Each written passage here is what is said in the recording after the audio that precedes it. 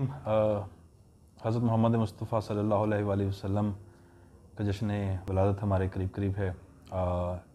तो इस खुशी के इस मौके के ऊपर मैं हफ्ज़ाबाद के शहरियों से ये गुजारिश करूँगा कि आप नबी पाक सल्लल्लाहु अलैहि वसल्लम की सिलसिले उनकी विलादत के सिलसिले में जो तकरीबात हैं उसमें अपने अपने तरीके से जो शुक्रोश के साथ शामिल हों, लेकिन काइंडली चंद एक चीज़ों का बहुत ख्याल रखें। जो कोरोना है वो again it is on spread, हम सबको अपनी हिफाजत खुद करनी है। मास्क का इस्तेमाल करें, एक सेफ़ डिस्टेंस जो है वो अपने जो साथी हैं उनसे अपना एक सेफ़ डिस्टेंस जो है उसको कायम रखें।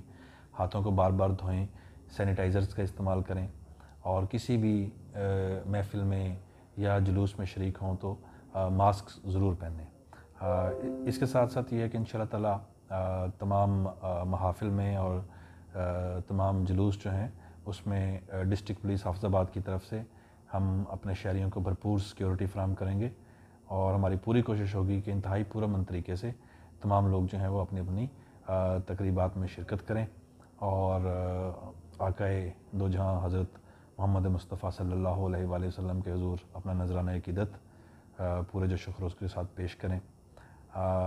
चंद एक चीज़ें हैं जो मैं समझता हूँ कि वो हमारे लिए बहुत बेहतर हैं, हमारे माशरती अमन के लिए, और फिर हमारे नबी हज़रत मोहम्मद मुस्तफ़ा सल्लल्लाहु अलैहि वसल्लम की तालीमात भी ऐसी हैं। सबसे पहली बात कि आतिशबाज़ी एक नुकसानदेह चीज़ है।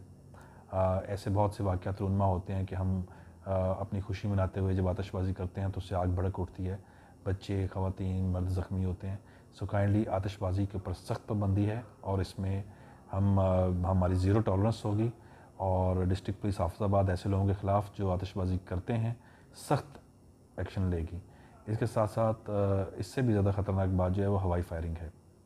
हवाई फायरिंग से इज्तनाब करें, ये एक कानूनी जुर्म है और जो भी शख्स हमें हवाई फायरिंग करता हुआ पाया गया, इस तरह की किसी भी एक्टिविटी में मुलव्वस पाया गया तो हम उसके साथ बड़े आनी हाथों के साथ निपटेंगे।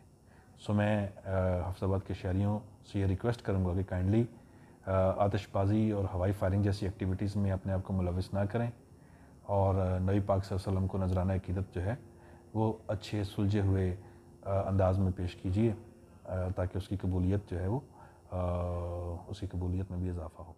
Thank you very much.